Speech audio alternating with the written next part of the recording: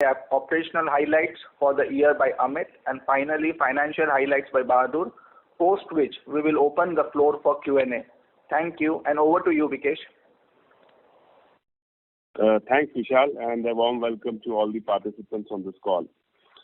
I'd like to welcome Mr. Amit Jain, who has taken over as Global CEO and will play a leading role in taking Sterling and Wilson Solar to greater heights.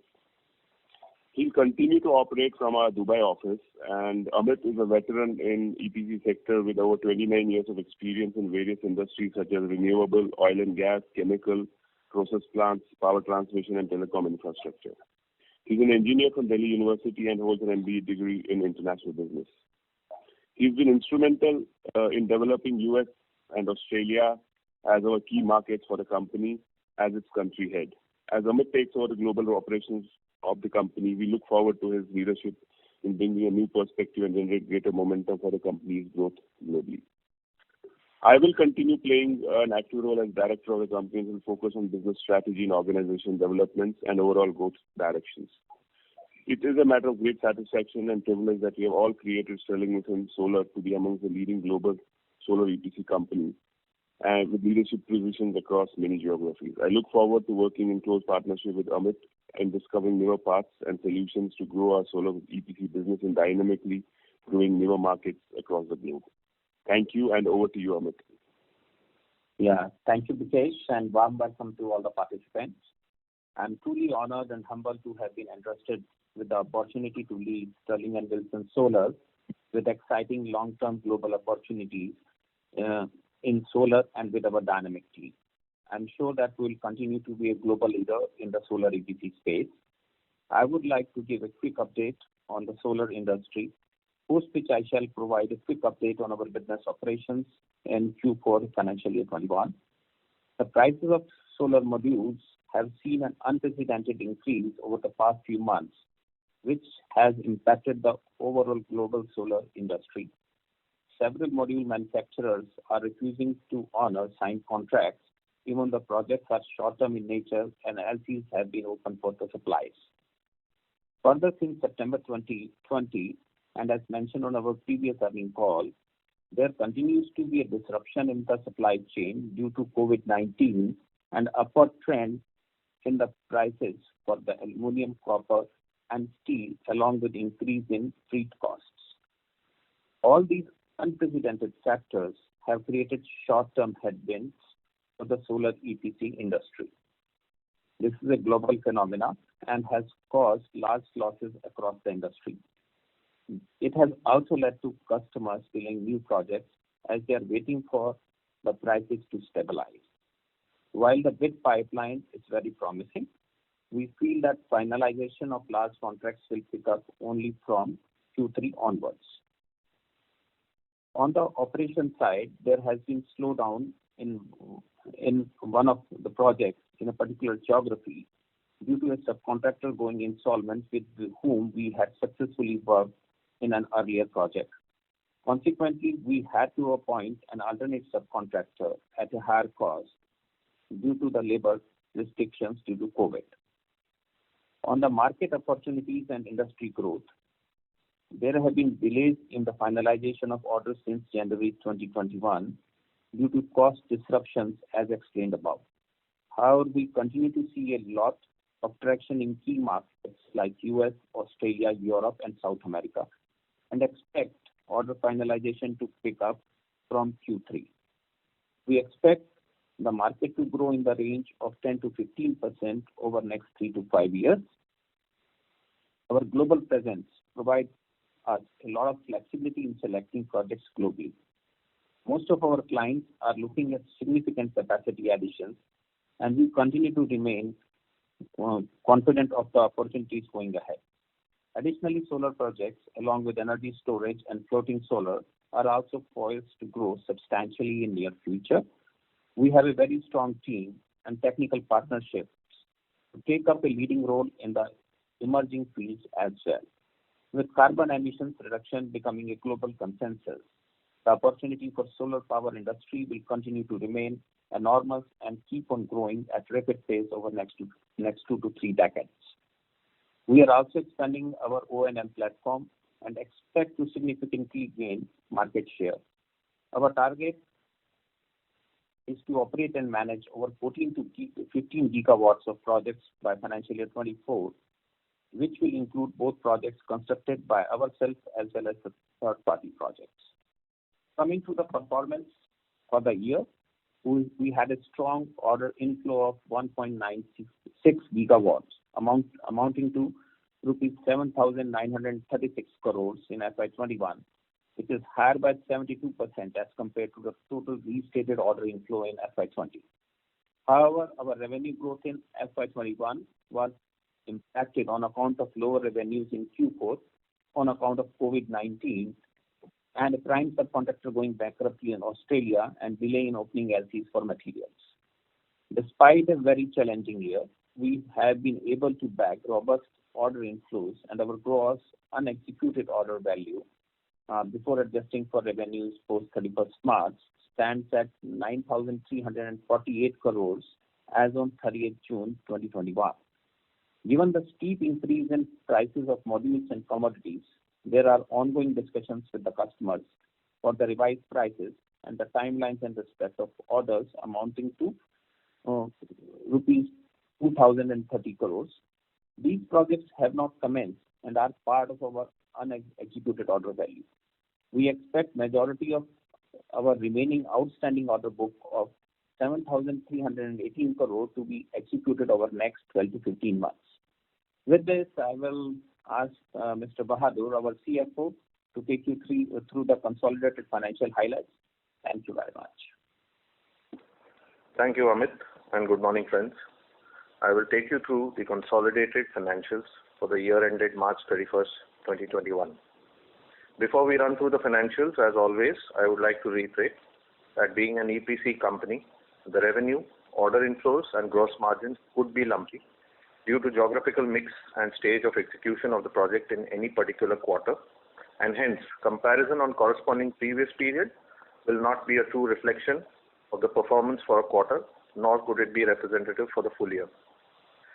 Revenue for FY21 has been at 5,081 crores as compared to 5,575 crores in FY20.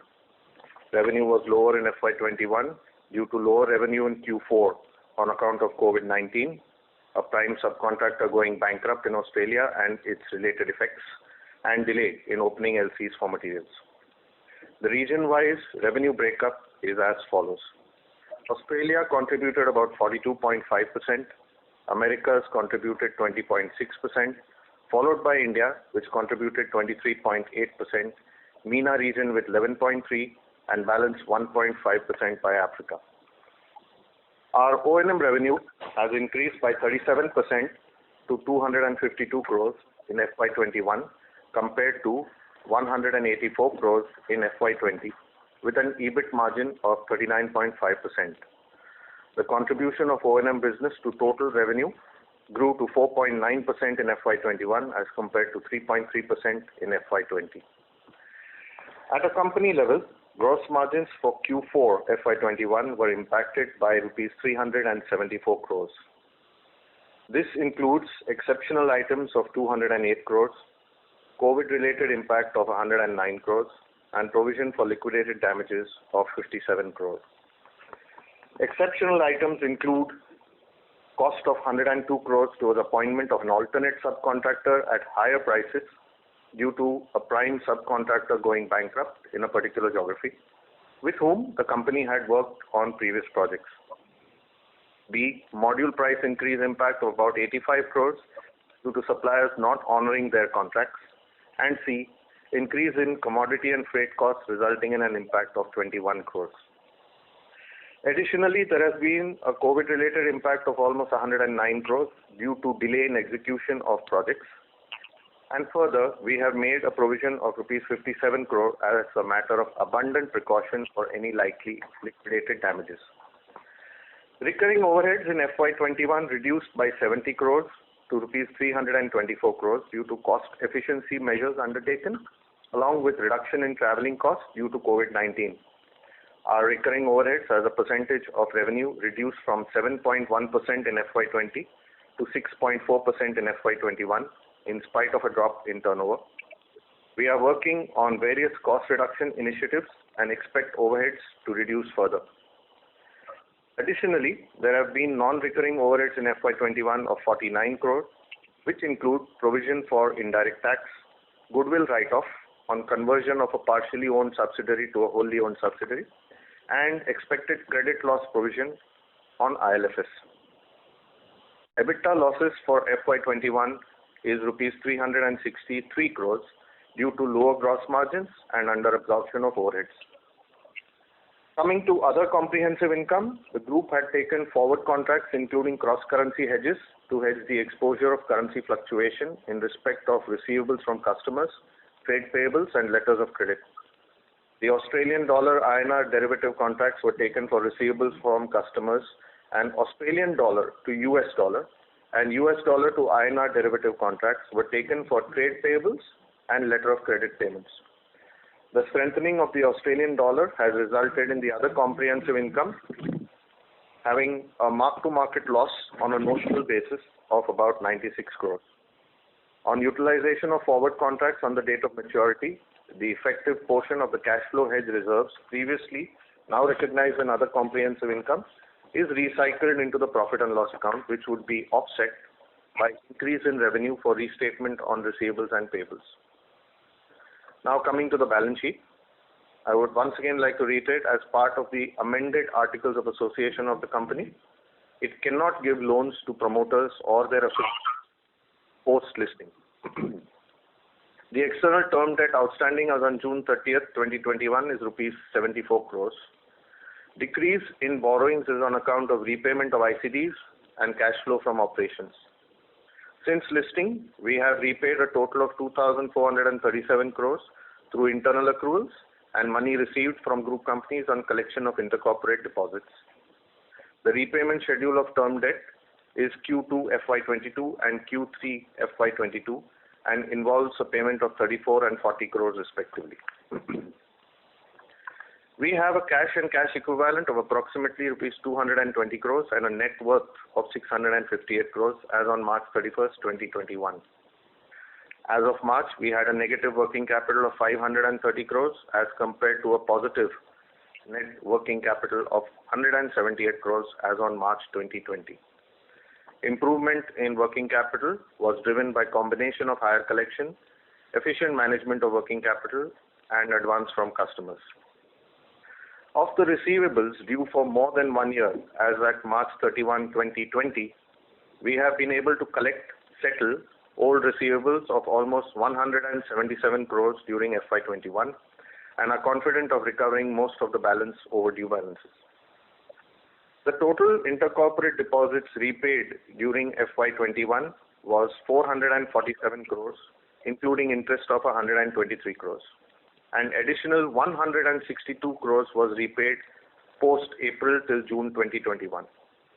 As at 30th June, ICD stood at 723 crores, including interest accrued, which, as mentioned by the promoters, will be paid latest by September 30th, 2021.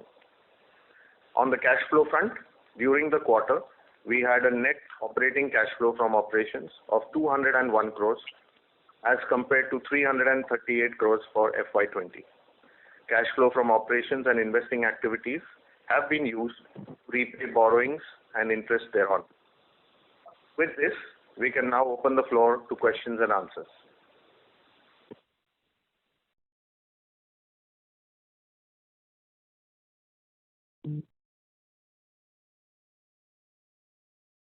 Thank you very much. We will now begin the question and answer session.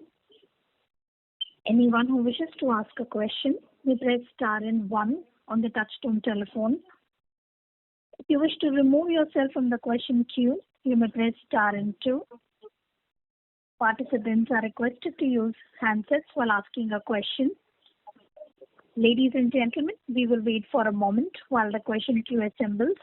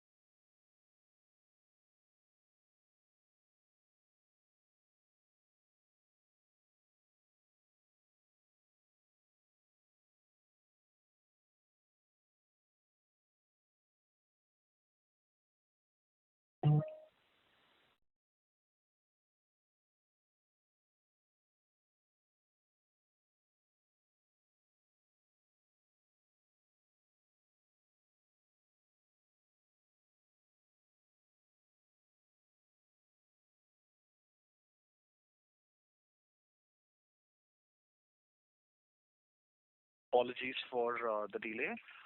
We take the questions from the line of Avadhoot Joshi from Newberry Capitals. Please go ahead. Hi, good morning. Thanks for the opportunity.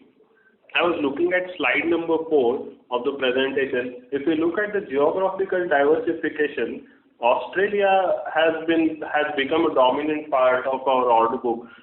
From 20.8%, now it has become 69.1%. So I would like to know how it has progressed over the period within 1 year, such a sudden increase in the order book from Australia. Plus, I want to look at it at 3 points now because of one we mentioned about our subcontractor going bankrupt. That second and the second wave taking place in Australia. So how it will affect our business going further? That's my first question. Yeah. So, as good morning, Mr. Joshi. So, Australia, as you see, we have been significantly growing our operation in Australia, and it has contributed significantly to order book. And we see that going forward as well, that Australia will be contributing a significant portion of orders to our order book. And we have a very strong pipeline there, and we see even this year going to be roughly a pipeline of 3 gigawatt, which we'll be targeting in Australia. And so Australia is going to be a considerable part of our portfolio. As far as going for the subcontractor, so that has been managed, and now we are moving ahead with our project. And we have worked considerably on that part. We have increased our due diligence with our subcontractors, and we are taking all precautions. So we feel that we have mitigated that risk for our future projects. Just to add, we also have one of our fellow subsidiaries in Australia, which is involved in labor subcontracting.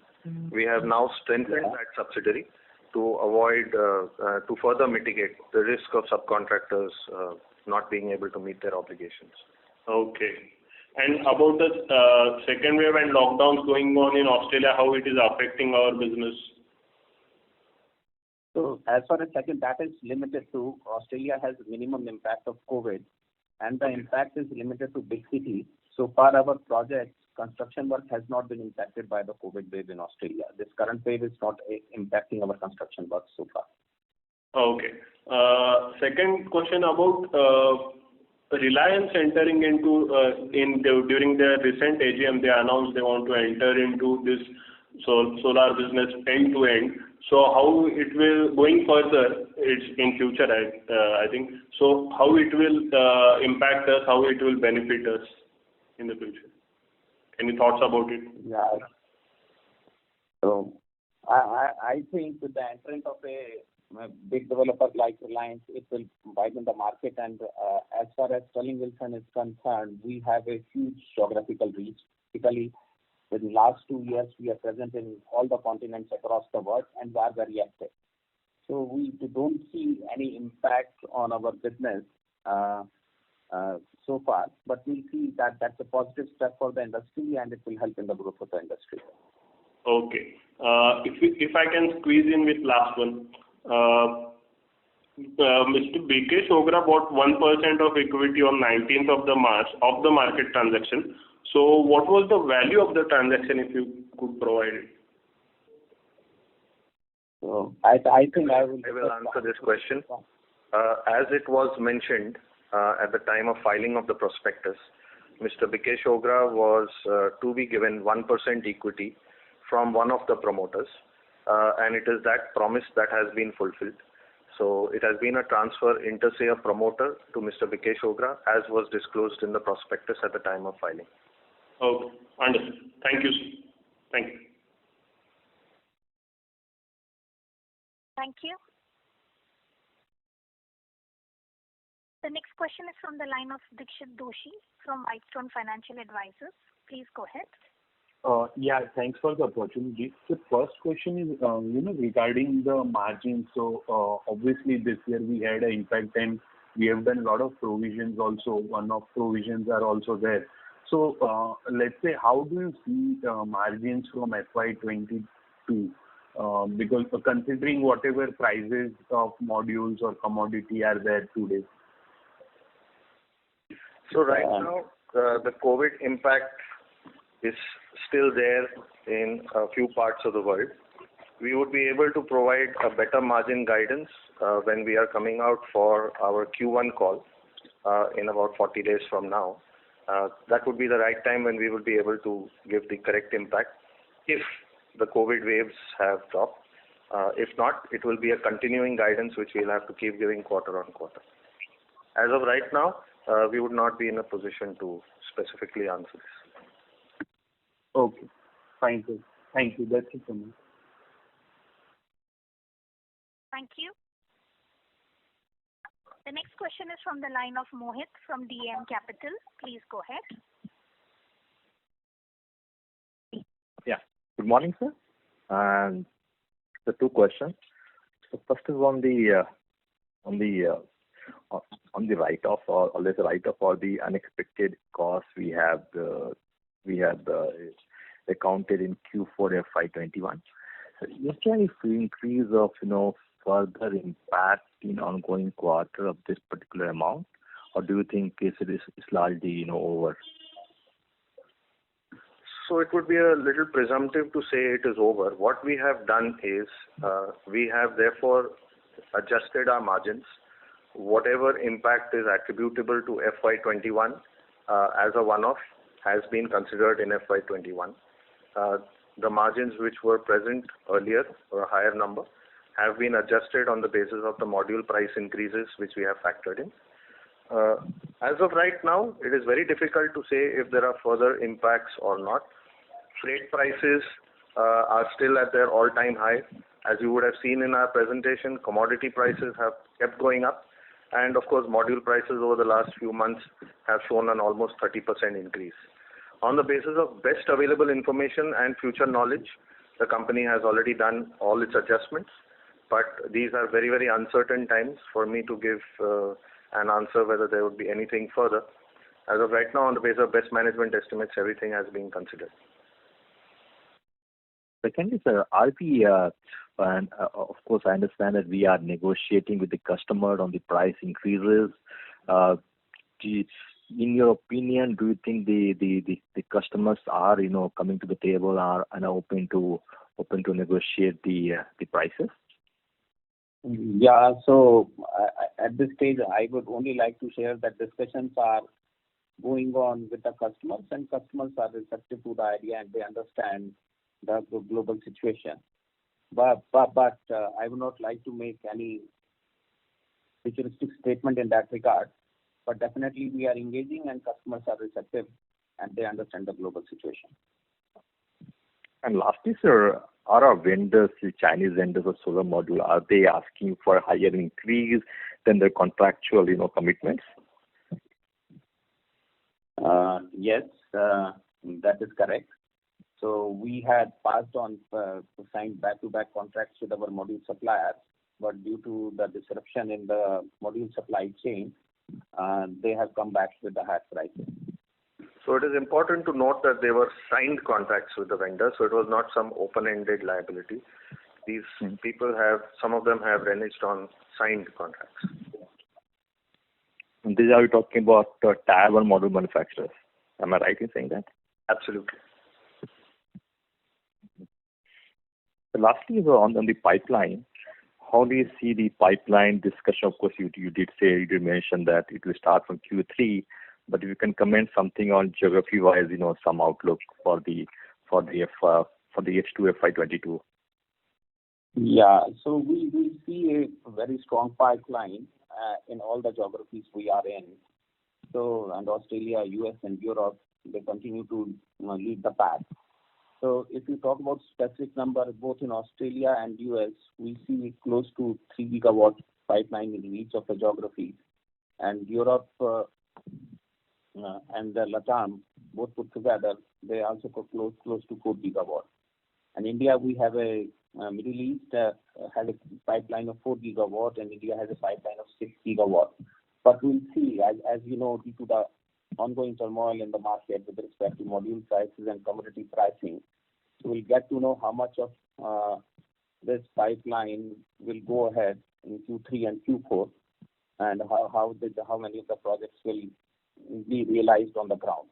So based on that, the orders will be converted. But at this point of time, we see a very strong pipeline and the projects on the ground in all the geographies, approximately 20 gigawatt pipeline, which is 20 gigawatt in total across the globe.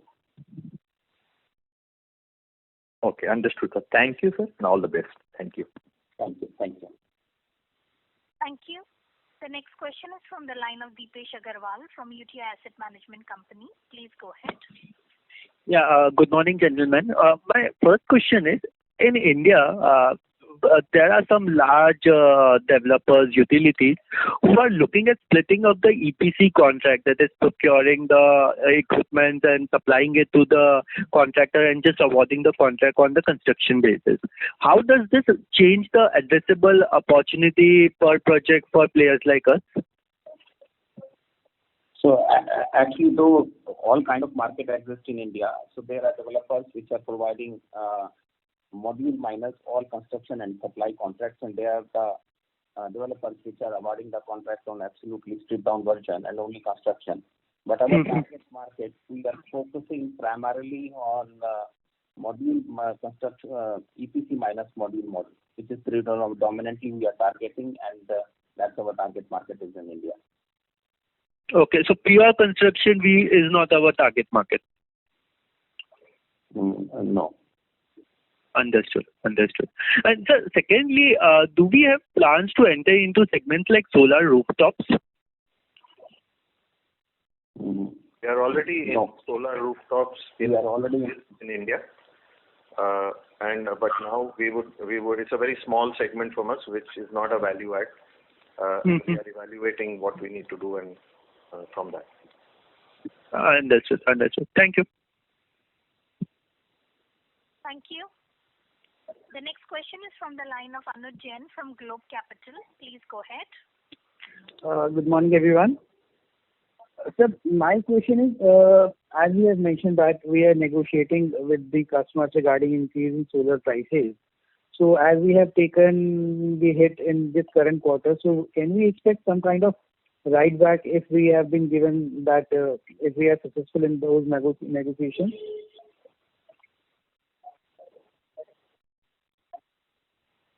So at this point of time, I will take Bahadur to take this one. All right. So the discussions, as Mr. Amit has mentioned, is ongoing with the customers. As of right now, what we have taken are the downsides. If anything comes in, but it's still early to say. As Amit says, the customers are receptive, so we do not want to give any optimistic view. But if there are any upsides, they would probably come in the next year, if customers are agreeable to our calls that we have given to them. Okay. And sir, can you please explain this higher execution cost due to delays, which is roughly of 109 crore? I mean, due to delays, I could not get that. What kind of delay is that? And if it is because of COVID, so it is mutually decided between the, between the client and you that it has been delayed. So delay of what sort of exactly? See, there is delay in execution because of shortage of subcontractors, shortage of labor, COVID impact, restrictions in cross-border movement. Generally, in a contract, when there is a force majeure, you get an extension of time. You don't get cost. So these are all the additional site-related costs that we had to incur for the long gestation that we have spent on these projects due to COVID over the last 1 year. Once again, we have put claims on some of our customers. We have not recognized any of those. So therefore, these are all the higher execution costs due to delay in time on account of COVID. So in case... This is spread across geographies. Okay. So in case a situation gets again some kind of lockdowns are there, so we can expect again some kind of execution delays going forward.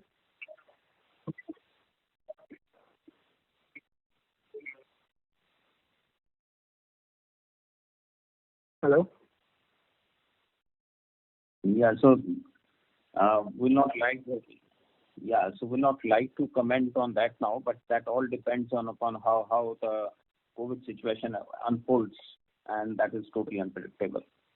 And sir, one last question. I mean, with respect to past orders which are in hand, we are negotiating with the clients. So going forward, for all the orders which we are going to bid in near future or in the coming financial year, in the current financial year, how we are building that, building that impact of rising module prices, future risk of, and commodity prices, labor shortage and trade and everything. So how we are going to mitigate going forward that in our future contracts? Yeah. So we are working on multiple strategies to mitigate that risk. So going forward, we will be discussing with our clients more. So already even for the short-term contract, we will be having more stringent contracts with Chinese module supplier and asking for higher amount of bid guarantees, so that we are more secure and prices are secure. And we'll be building a mechanism with safeguards with our customers as well.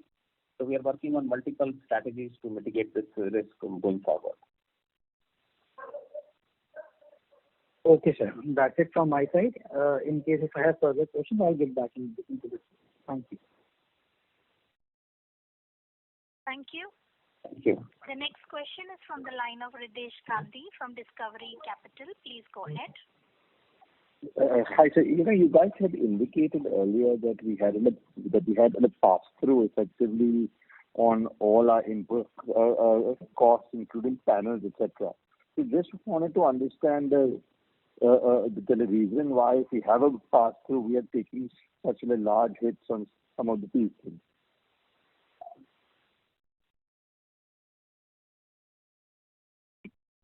Actually, you are right that on all the large contracts, we have passed through.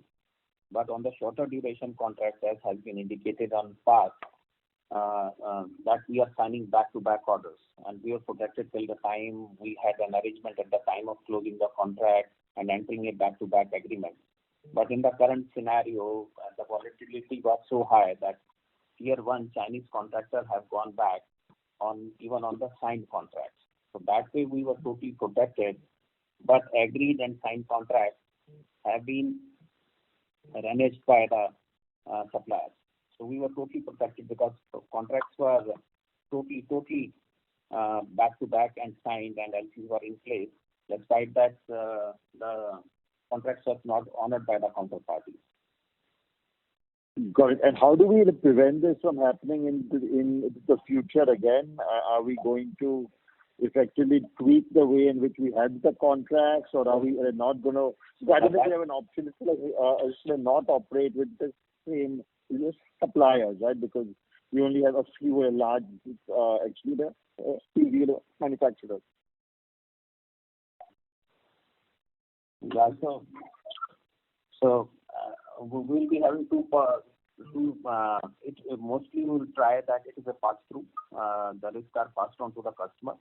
And we will also work out on a mechanism with our supplier for a higher BGs, so that we are protected. So right now, whatever the amount of BGs are, we are planning to increase a significant increase in the quantity, like amount of securities we have from our suppliers, so that we are well protected there. And are there any legal implications that we can take against our suppliers for having defaulted on the agreement? And what are the actions? Because I'm assuming, as the largest EPC player actually globally, they wouldn't typically like to sort of renege on a contract with us.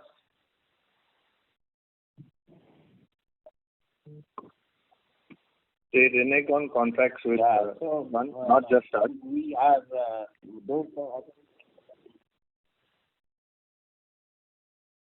Yeah. So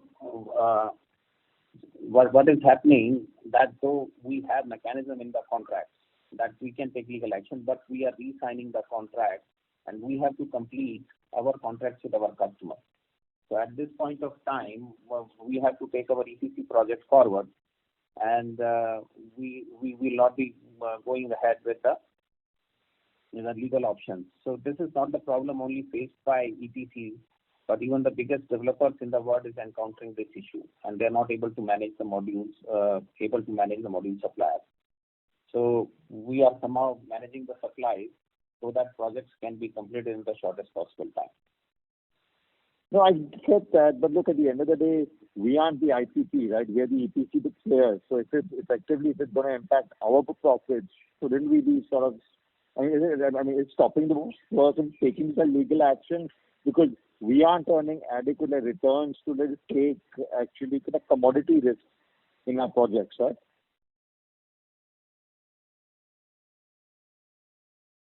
No, I understand that, and we fully appreciate that situation. But as you know, this is a very, very unfortunate and unforeseen condition where the suppliers have gone back on signed contracts. And as explained earlier, that we are taking it back to the customers also to the extent we can be compensated. So that those discussions are on. But this was one of situation, and hopefully we see that we'll be taking considerable measures to protect ourselves in future against this eventuality. And this has happened with all EPC contractors across the world, not just Sterling Wilson Solar. So the entire solar industry is suffering this at the moment. It has happened to all. Yeah. Okay, thanks. That's all for me. Thank you. The next question is from the line of Abhineet from Emkay Global. Please go ahead. Yeah, thanks for the opportunity. So I have 3 questions. First, let's assume hypothetically, the freight charges remain at these prices along with, copper and aluminum and the other parts along with module. So going into F22, based on the contracts that we have as of now, how much of additional hit we will have to take? I am assuming status quo in everything in terms of prices. So Abhineet, if there is status quo in all the prices, we have already factored in the hit by taking whatever additional hits have to be taken in FY21 and lowered the margin expectation project by project for FY22.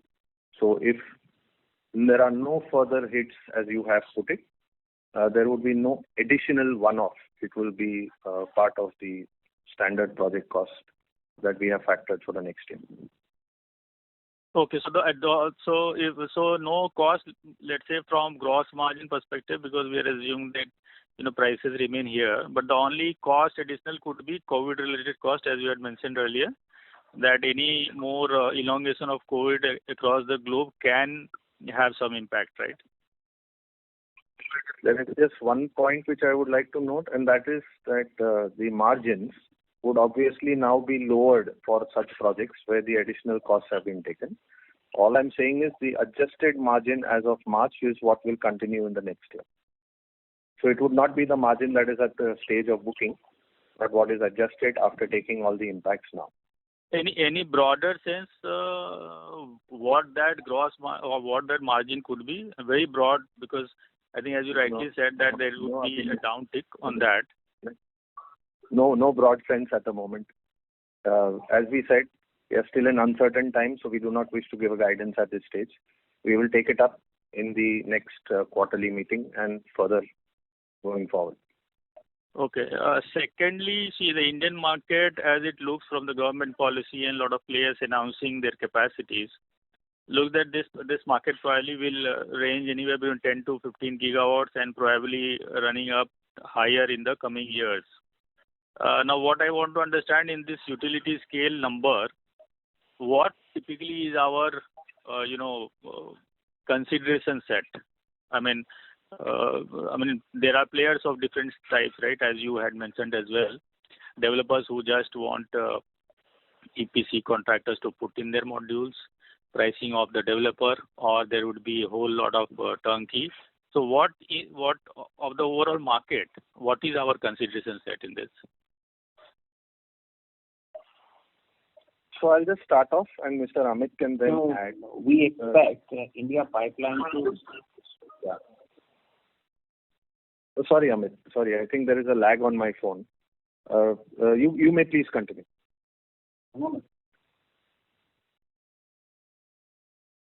Okay. So, as I indicated earlier, we are the most dominant player in India, established player in the EPC market in India.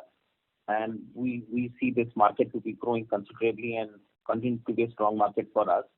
At this point of time, we see this year as a pipeline of roughly 7 gigawatts, which we hope to target, and we continue with the entrance of new markets and growth of the market. This will continue to grow even in the segment which we are targeting. So we see market growing and our market share going up in the Indian space. Bahadur can add further to that. Yeah, further to what Mr. Amit has said, in India, our general market is without module, the rest of the EPC. So we do not engage in stripped down EPC models. Generally in India, the module is taken care of by the developer. The rest by us.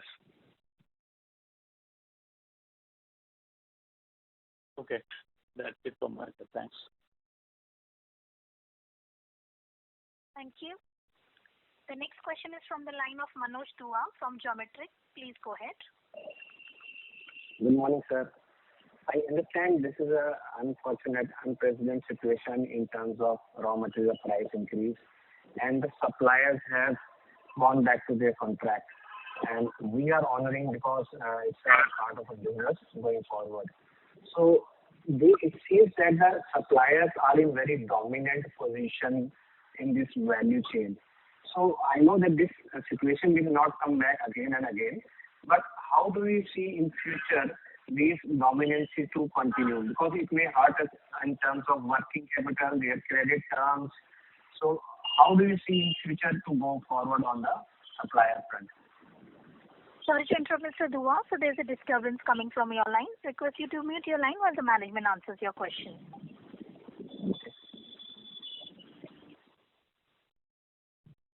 Yeah. So, see, the future bits, whatever we are bidding at this point of time, it is getting factored in our prices. And so, if the status quo remains, we are going to maintain and we are going to build in the volatility into our prices. As we have said, we are going to go on the module part. If the instability and volatility remains in the market, we are going to go with the pass-through model, and we are going to go with our suppliers with the demand of higher BG to secure safety and maintaining the price. Right now, the level of the securities and bank guarantees which we are getting from our module suppliers is around 5%. And going forward for the new contracts, we'll be seeking more security to build in the safety features so that we are fully protected against any such volatility. And we'll be working on other mechanisms to protect other commodity price hikes into our bids. Okay, thank you.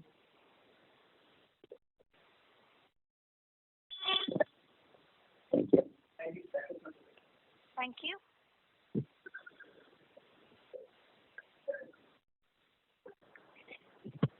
The next question is from the line of Shivan from JHP Securities. Please go ahead. Good morning, sir. One question on the O&M piece. We scaled it up pretty well. It's at 8 gigawatts right now. Any target what we would like to achieve over the next couple of years?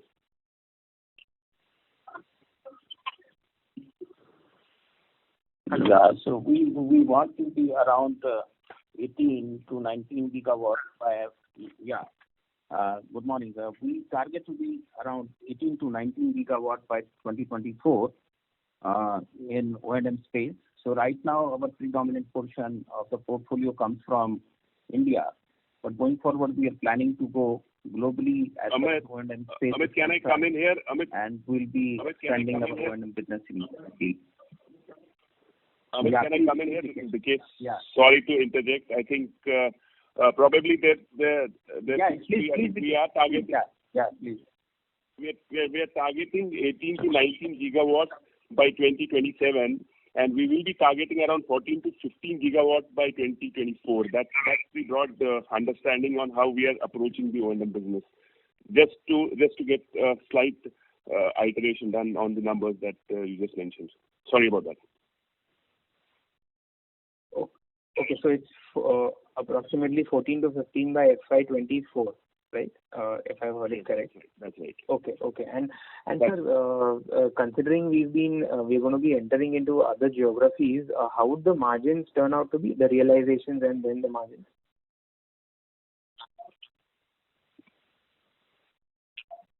So historically, the margins have been, in and around 35. Yeah, go ahead, Amit.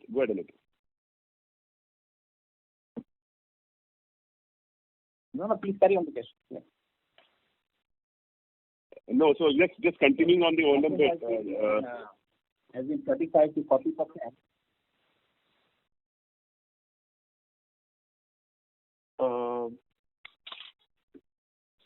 Hello, am I audible? I'm sorry, there seems to be a lag in the conversation. So, am I audible now? This is Vikesh. Yes, sir, you are audible. Yeah, so we've been targeting a range of 35 to 40% on the O&M margin, and going forward also that would be the range that we would be targeting. I think that's how we are approaching the O&M business. Okay, sir. Okay, that's it from me. Thank you very much. Thank you. The next question is from the line of Puneet from HSBC. Please go ahead. Yeah, thank you. My first question is, what gives you confidence that these orders will come back in 3Q? Do you foresee a risk that if module prices remain high into 3Q, 4Q, the entire execution might be pushed back by another 6 months?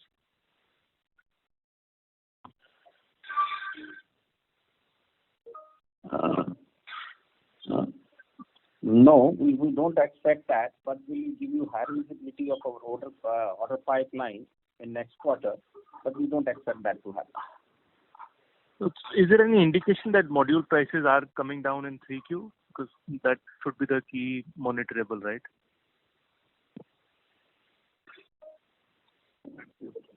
No, I will not take a futuristic call on that, but we will not like to answer that question, because though we expect market to not be normal, but we'll be able to make a better assessment in next quarter. Okay, understood.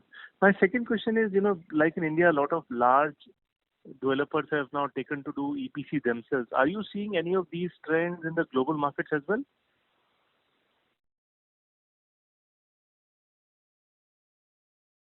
Global markets, because the business model is very different. So, though that model already exists in some of the markets, but we don't see that happening because the project financing models are very different, and they require complete track from EPC contractors. So we don't see that happening in our predominant geographies, US, Australia, and Europe. Okay, understood. That's all from my side. Thank you so much. Thank you. The next question is from the line of Sagar Parekh from Deep Financial Consultants. Please go ahead. Yeah, good morning, sir, and thank you for taking my question. My only question is on this, as you said that you had bank guarantees of 5% with the module suppliers in China or from anywhere where you source. Why haven't we looked at encashing that BGs if they have defaulted or if they have refused to honor their contracts? I'll take that question. The bank guarantees, while on the case of the vendor side is about 5%, let us not forget that at the same time our customer holds our BGs for a much larger value. Projects have to be completed on time, and therefore this becomes a matter of negotiation.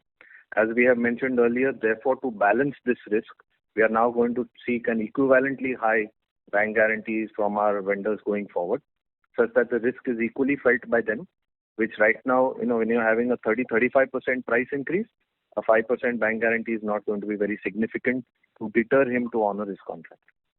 But then will they, or are they looking at, in the new contracts, if you say that you are going for higher security, but they should be willing to accept that. So has that willingness come from them, or it's It's a matter still... of ongoing negotiation right now. Both, so we are fighting on several fronts, talking with our customers also, as Mr. Amit explained, as well as talking to our vendors. It's a matter of ongoing discussion.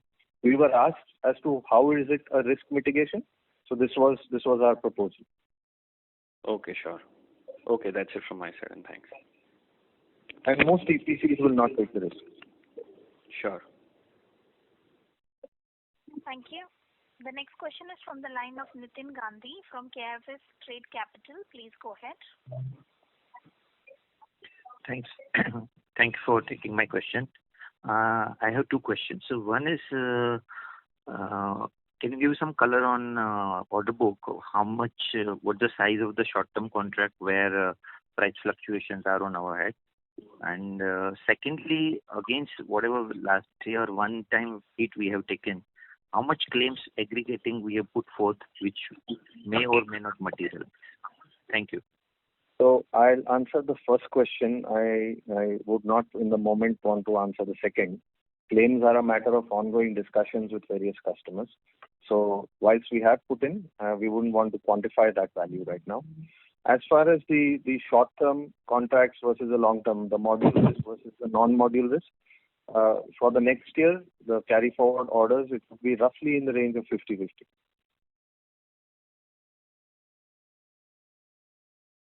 And out of 50, which are long-term contracts, we are having some cost hit on our part?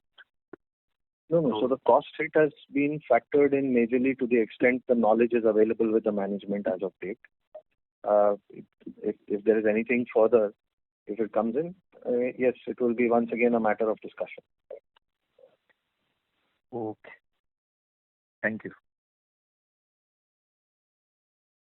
Thank you. The next question is from the line of Pallavi from the Consulting Point. Please go ahead. Yes, sir.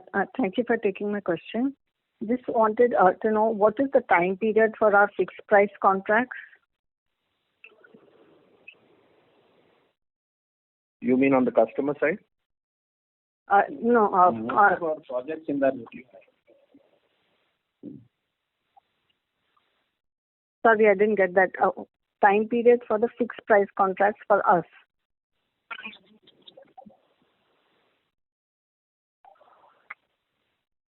Yeah, so most of our contracts are between 12 to 15 months duration. So that's the most of our contracts, and the longer contracts go to 18 to 21 months. Right. No, so I was asking in terms of a bifurcation, in terms of fixed price, with no escalation clause. The duration of those. All our contracts are fixed price contracts. Okay, sir. And so, secondly, would you be open to taking on a strategic partner in terms of the promoters diluting stake in case the growth opportunities are very big? So that's something only maybe the promoters can answer. We as management cannot answer that question. Right, sir. Thank you. That's all from my side. Thank you. Ladies and gentlemen, this was the last question for today. I would now like to hand the conference over to Mr. Amit Jain for closing comments.